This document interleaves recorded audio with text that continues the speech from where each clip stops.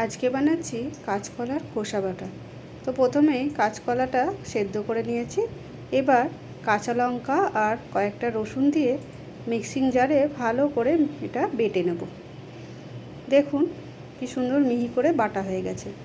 এবার কড়াইতে তেল দিয়ে তার মধ্যে দিয়ে দেবো কালো জিরে ফোড়নে। কালো জিরে ফোড়নে দিয়ে ফোড়নটা ভাজা হয়ে গেলে দিয়ে দেব ওই বাটাটা দিয়ে এবার কন্টিনিউ নাড়তে হবে যাতে তলায় না লেগে যায়। দিয়ে দেবো পরিমাণ মতো নুন আর হলুদ।